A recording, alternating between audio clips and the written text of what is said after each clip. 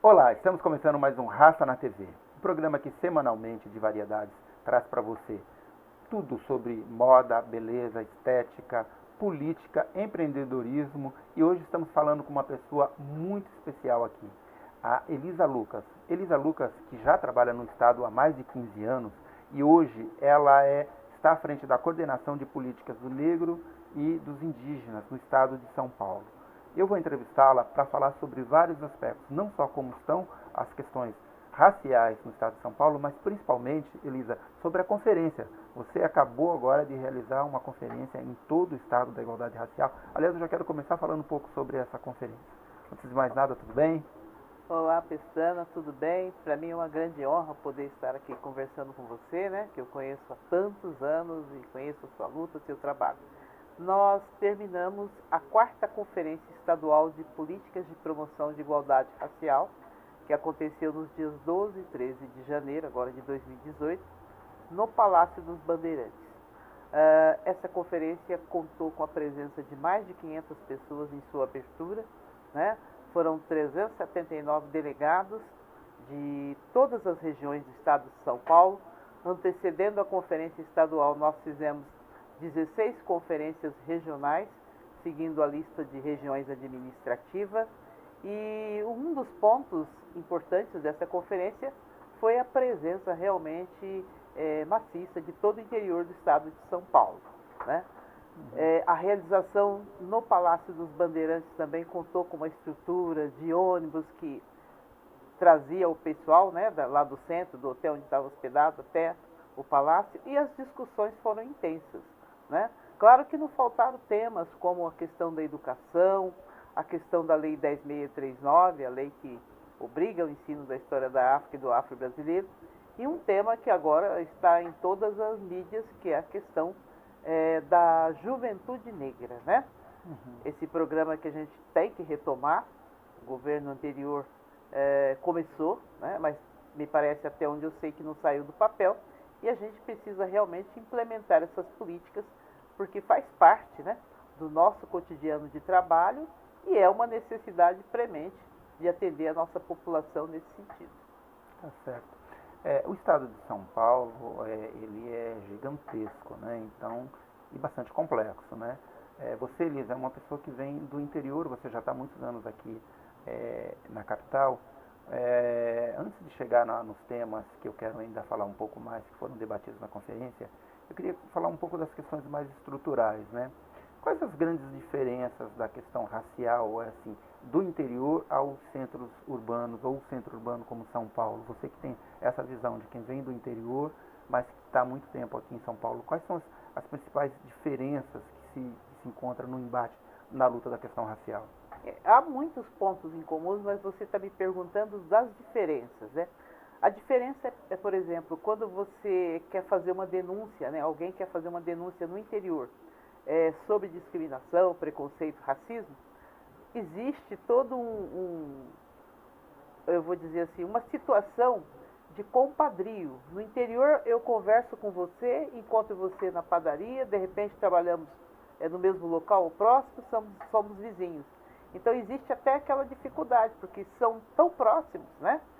Porém, o preconceito acontece, a gente tem muitos relatos do interior desse tipo de acontecimento, mas precisa ser olhado com mais rigor, principalmente da lei. A gente tem no estado de São Paulo uma lei 14.187/2010 que pune administrativamente os crimes de preconceito e racismo, né? Então, essa dificuldade existe no interior.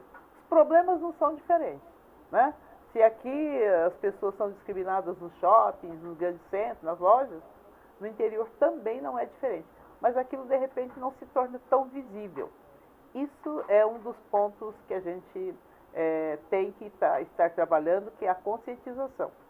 A outra questão é a importância de alguns temas. Por exemplo, anemia falciforme é uma doença recorrente da população negra. Aqui a gente tem os centros, as organizações que trabalham essa questão e que faz questão, de repente, de cumprir a lei. No interior, eu fico muito preocupada quando eu vejo falcêmicos numa cidade pequena, porque ela tem direito a um tratamento, por exemplo, quem mora próximo a Ribeirão Preto, Mas esse translado até Ribeirão, para uma pessoa falcêmica, pobre, né? Quando nós estamos falando da população negra, a maioria pobre, não são respeitadas algumas questões, como por exemplo, essa pessoa tem direito a receber um recurso para seu translado, muitas vezes é feito pelo município, mas também para sua alimentação. Então, ou então insistir para que se tenha um centro, um local específico para atendimento a essas pessoas. Tem cidade que eu já vi família com mais de 80 falcêmicos e assim, é muita demagogia, né? Muita demagogia, fala-se muito, olha, existe isso, às vezes vereadores vão lá, vamos fazer isso, vamos fazer aquilo, não faz nada. Né? Aqui em São Paulo a população é diferente, ela cobra, não sei se consegue de repente o resultado que se precisa, mas ela sabe cobrar e ela não mistura as estações. Uma coisa é você cumprir a lei, outra coisa é você ser amigo das pessoas. Esse é um ponto que eu percebo. É verdade, e eu digo isso porque o estado de São Paulo é realmente um país, né, muito grande. Nós temos mais de 500 municípios, né? E 645 municípios. É um negócio gigantesco e você está à frente já há muito tempo e com uma visão de quem vem do interior, de quem conhece o interior, de quem conhece a capital, você deve ter visto muitos meandros e por isso que eu fiz a pergunta. Me fale uma coisa, qual a principal política que você pode dizer assim, essa política, o governo, eu acho que deve ter feito algumas, mas assim, o governo do estado tem acertado e tem ajudado a impactar de forma positiva a comunidade negra? Olha, eu vejo que, por exemplo, uma das demandas, né, muito solicitada e que já está cumprida é a questão das cotas nas universidades paulistas, especialmente na USP. Esse era o grande grito de todas as conferências, nós estamos na quarta, né? E nós chegamos à quarta conferência com essa questão vamos dizer, resolvida, principalmente nas cotas nos vestibulares. Agora, é claro, né, que quando você vai olhar de perto, tem muita política, por exemplo, para manter os nossos alunos negros nessas universidades, a necessidade de ter um aporte para eles, um recurso. Então, essa política ainda precisa ser complementada. Mas a parte mais difícil, que eu acho que era vencer essa questão de implementar as cotas, né, nessas universidades paulistas, está vencida. Eu me lembro de ver o professor Dagoberto, lá de Araraquara, da Unesp, dizer que a universidade está ficando mais colorida. Mesma coisa o professor Juarez dizendo. Né? A USP tem as cotas, mas ainda tem muito trabalho a ser feito, porque ainda há uma resistência, ainda há a questão do preconceito. Na Unicamp também, nós estivemos na Unicamp acompanhando o secretário nacional de Política de Igualdade Racial, né? E aí há uma demanda, ele próprio percebendo a dificuldade dos alunos negros, portanto pobres, né? Na convivência com os demais alunos, que ali também é um reduto de pessoas de classe média alta. Então, assim, quando você está lidando com o ser humano, não é fácil você superar essas questões. O preconceito existe, a discriminação é forte, mas eu vejo que uma das coisas principais que nós temos que fazer é a conscientização da população negra sobre os seus direitos. Isso para mim é muito importante. Sejam estudantes, sejam trabalhadores, seja a questão das mulheres, né? Mas a conscientização é o fator que é importante, que é decisivo para ter um impacto na vida dessas populações. Nós falamos aqui na questão da educação, né? E a gente tem debatido isso há muitos anos, eu diria que até décadas, sobre a questão de colocar o negro na área da educação, de aumentar o número de negros nas universidades. Mas nos últimos anos, e principalmente a nível de governo federal, mesmo no governo municipal, quando eu fiz parte, fui secretário, a gente falou da discussão da implementação de cotas no serviço público. Essa discussão no governo do estado, como que ela anda? Ela tem avançado? Tem tido alguma política voltada para esse campo? Então, na verdade, a gente já tem a Lei Estadual Complementar de número 1259/2015, que prevê o que nós chamamos de pontuação diferenciada. O governo do estado de São Paulo não trabalha com cotas, por exemplo, na questão do serviço público, mas trabalha com pontuação diferenciada.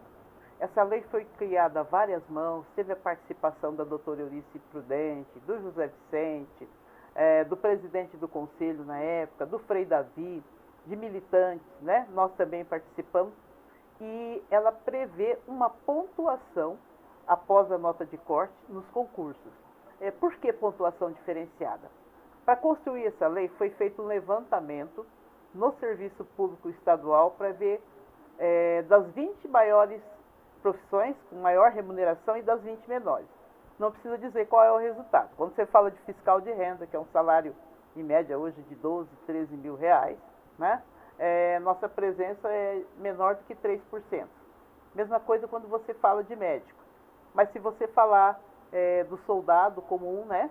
Se você falar da merendeira, da faxineira, enfim, as profissões de menor remuneração, nós não precisamos nem de cota nem de pontuação. Então, o interessante dessa lei é que ela, assim, mais ou menos, explicando por alto, ela prevê que se a população do estado de São Paulo, população negra, é hoje de 43%, né? Mas oficialmente pelo IBGE 2010, 37%, esse percentual tem que ser também, nós temos que ter 37% de médicos, de engenheiros, de fiscais de rendas, de secretários de Estado, nesses cargos, né, com a população negra. Então, assim, essa lei está para regulamentação na mão do governador do estado de São Paulo. Ele está estudando, vendo a melhor forma de implementá-la, se vai fazer alguma modificação, mas, segundo os estudiosos, como o professor Hélio Santos, diz que ela é mais eficaz que as cotas. Eu não estou diminuindo o valor das cotas, só que é interessante que acompanhe realmente o percentual da população negra do estado de São Paulo. A gente gostaria muito de ver essa lei sancionada, não por vaidade, que foi em nossa gestão, enquanto nós estamos ainda no governo do estado, mas principalmente hoje, com esse número de desempregados e o tanto de concursos que nós temos, a população negra teria uma grande oportunidade aí de estar no serviço estadual, no serviço público estadual, eu acredito. Elisa, fala uma coisa. Hoje, um dos maiores problemas, talvez a maior tragédia dos negros no Brasil, em todos os estados, e São Paulo não é diferente, é a questão da morte de jovens negros na periferia, né? É uma tragédia tão gigantesca, né, que Sim. já organismos internacionais, né, como a ONU está dizendo, olha, tem um problema nesse país com relação a essa faixa de jovens, né? O que o Estado, ou como o Estado de São Paulo tem visto isso? Existe alguma política direcionada à juventude negra, né? Como é que isso é tratado dentro do Estado? Bom, a nossa coordenação tem uma parceria com a CADEPOL, Academia de Polícia, né, Polícia Civil, onde nós, nos anos de 2014, nós percorremos as 10 regionais de saúde, 10 regionais de Polícia Civil do estado de São Paulo, num diálogo com a Polícia Civil sobre essa questão. Já iniciamos no ano passado também um diálogo com a Polícia Militar, que é a mais visada, a mais cobrada, e que a gente sabe que tem sérios problemas no relacionamento com a população negra. Não dá para a gente jogar isso para debaixo do tapete. E aí, conversando também com a Secretaria Nacional de Políticas de Promoção de Igualdade Racial, há um entendimento que a gente comece a implementar esse programa Juventude Viva aqui no estado de São Paulo, principalmente nos grandes centros, como é o caso aqui do município de São Paulo. É uma questão muito séria, é uma questão cultural, né? É uma questão que tem que ser enfrentada com vontade, mudança de cultura. Nós estivemos na Academia do Barro Branco, estivemos também no Copan, reunido com mais de 250 policiais, todos coronéis, capitães, major, sempre os maiores cargos, né? Para discutir essa questão. Há uma resistência? Há, mas não por parte das chefias. Esse é um assunto que a gente já esteve com o secretário da Justiça, o secretário da Segurança Pública, abordando, e a gente, todos nós temos a consciência que o problema existe. A questão é enfrentá-lo, de que maneira enfrentá-lo, e também chegar perto da nossa população periférica, conversar, né? Conversar para saber o que acontece. Saber o que acontece, a gente até sabe o que acontece, mas para mudar essa cultura. Isso é uma coisa muito séria, muito difícil. O grande passo, eu acho que é ter iniciado o diálogo, né? Agora, esse diálogo precisa ser efetivo com ações práticas para resolver essa questão. Tá certo. Quais foram os principais temas discutidos este ano na conferência? Na verdade, o tema da conferência é a década do afrodescendente, que vai desde 2015 até 2024. Ele fala justiça, reconhecimento, desenvolvimento. Não tem como você falar em justiça sem falar na questão da empregabilidade da população negra, especialmente os jovens. A gente sabe que, se fizer o recorte, nós somos o maior número de desempregados. Não tem como não falar na questão da nossa saúde. Então, hipertensão, diabetes, doenças cardíacas, são mais prevalentes nessa população negra e precisa, né, ser tomado a curto prazo algumas medidas. E aí tem uma coisa que eu descobri que é importante.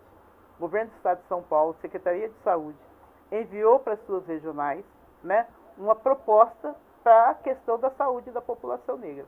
Aí cabe aos municípios e aos conselhos de saúde esse monitoramento, e também nosso, né, esse monitoramento na aplicação das verbas, e cabe também que tenham pessoas interessadas em efetivar essas políticas, né? Às vezes eu acho que falta um pouco do nosso governo a comunicação, né? A comunicação nossa não é tão eficiente, né? Não se gasta com comunicação, gasta-se mais com medidas práticas, né? Então essas práticas, principalmente com a saúde, que é uma coisa seríssima, né? Precisa que os municípios, né, as pessoas residem nos municípios, então, portanto, os municípios, as organizações negras, as coordenações, os conselhos de comunidade negra têm que estar atentos a isso. Perfeito.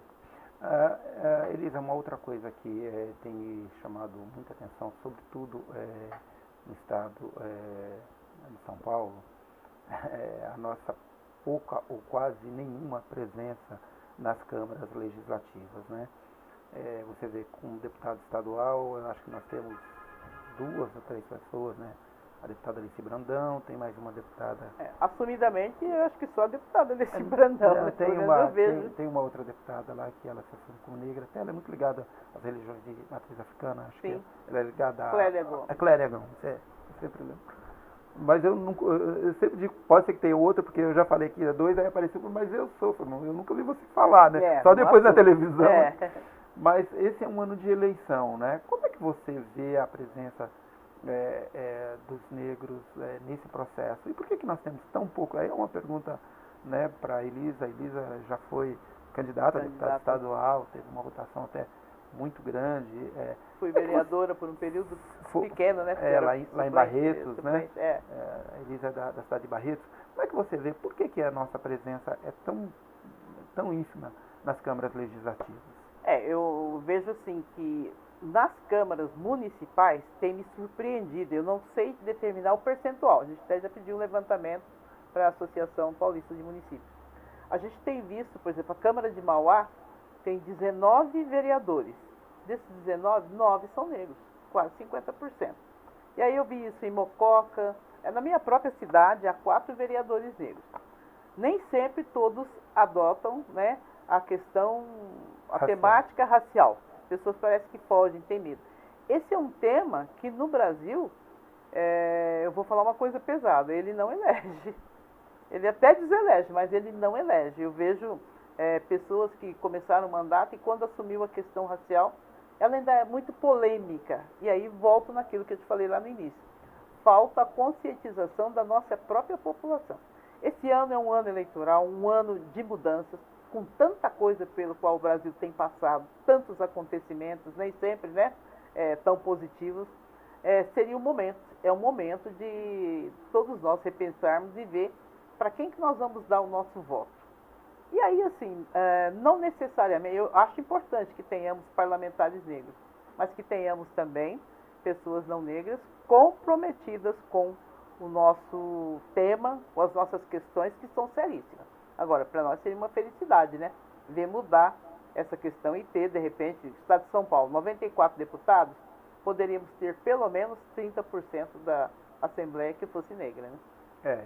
Temos aí desses 94. É um sonho que eu acho que chegaremos lá. Eu não acreditei que ia viver para ver as cotas nas universidades, né? Mas, de repente... Agora, pegando um pouco essas 2 mulheres, 2 batalhadoras que são deputadas lá na Assembleia, né, a gente vê que a presença das mulheres negras, não só na política, mas também nas organizações sociais, né? Você tem aí instituições como o Gueledés, Instituto da Mulher Negra, enfim, outras organizações. Né? As mulheres negras sempre estão muito à frente, né? Como você vê o movimento de mulheres negras hoje no estado de São Paulo e no Brasil, né? Olha, eu posso te dizer uma coisa. Quando você chega no município, a coordenadora ou o presidente do conselho é uma mulher, há mais compromisso. Eu sinto que as mulheres entendem, né? Até porque nós temos filhos, vamos ter netos e por aí afora. As mulheres têm mais compromisso e menos vaidade. Normalmente, né, a questão, por exemplo, dos cargos comissionados como coordenador, né? Eu vejo que quando são os homens, nem sempre há essa identificação e interesse pelo tema. Há muito ego, muita vaidade, muita preocupação com tudo. Agora, as mulheres têm se mostrado à frente, tanto é que as grandes organizações estão em mãos, como você disse, né, das mulheres, do Gueledés, do CES e tantas outras aí pelo interior, que o comando na mão das mulheres é sério. Entretanto, ainda a gente tem sérios problemas. A violência contra a mulher, para as mulheres não negras, diminuiu. Para as mulheres negras, quer dizer, que fator está implementando esse alto índice? O que está acontecendo na nossa população negra feminina, né? Existe a questão aí do feminicídio e a maioria são as mulheres negras. Isso são fenômenos, são fatos que nós temos que estudar e principalmente buscar uma solução rápida, né? Por quê? Quando você fala, por exemplo, da questão da saúde, o HIV diminuiu na população negra, na população branca.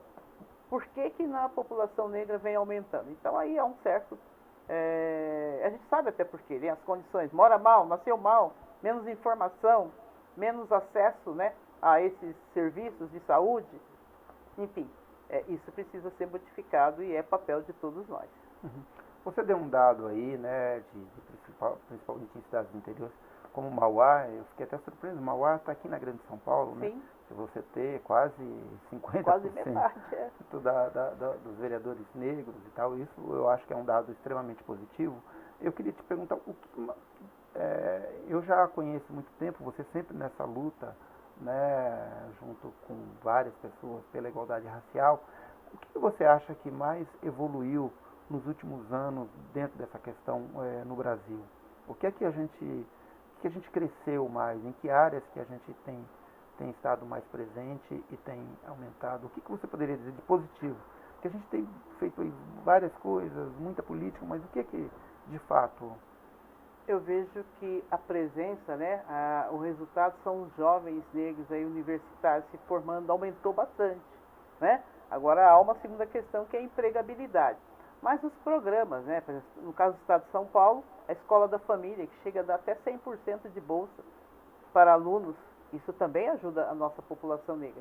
O ProUni, o FIES, as cotas, né, nas universidades, tudo isso contribui para que haja uma população negra formada. Mais qualificada. Mais qualificada, com curso universitário, mas nem sempre, às vezes, conscientizada. Isso é que eu acho que assim, é uma pauta que a gente ainda tem que bater bastante. Mas isso é o de positivo, né?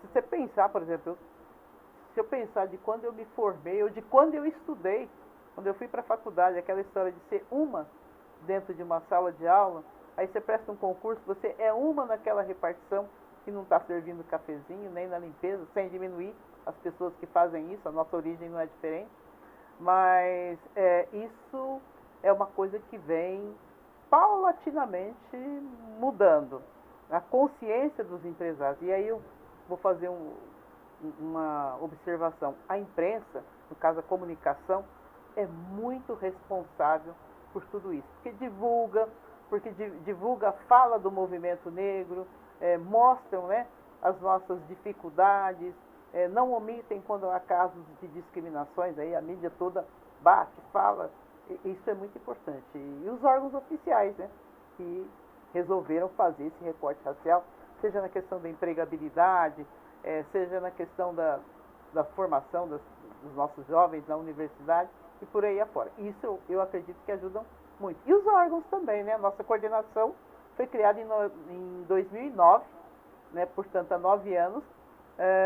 Ela é o governo atendeu a uma reivindicação do movimento social negro na segunda Conferência de Política de Promoção de Igualdade Racial. Na verdade, o pedido é que seja uma secretaria, mas a coordenação é um estágio para que isso, uma hora, se efetive.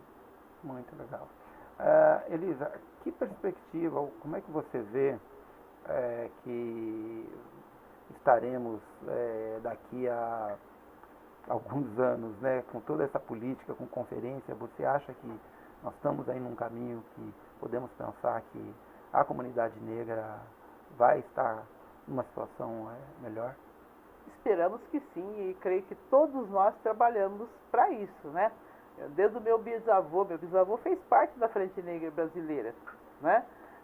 E aí todas, né, as gerações vêm estudando, vêm procurando, tem a noção, né, tem a consciência de que nós temos que o caminho da educação é um dos caminhos que pode mudar a nossa situação, né, de negros. Nós não temos herança, né? Nós não temos padrinhos, é difícil você conseguir, de repente, estar num cargo público por indicação, mas nós temos uma garra que não é, né, que não é comum a qualquer um. Eu vejo que no Brasil, essas questões que têm sido debatidas há muitos, muitos anos, ela vai se fortalecendo, e o movimento social negro é hoje um dos mais organizados. Bom, muito obrigado. Eu queria agradecer aqui a presença da Elisa Lucas, né, que hoje está à frente da Coordenação de Políticas Negras e Indígenas no Estado de São Paulo. Quero convidá-la a vir mais vezes aqui no Raça na TV, porque ela é a responsável, ela pelo menos pode dar um panorama, né, geral das políticas que o governo do Estado de São Paulo tem feito, direcionado à comunidade negra.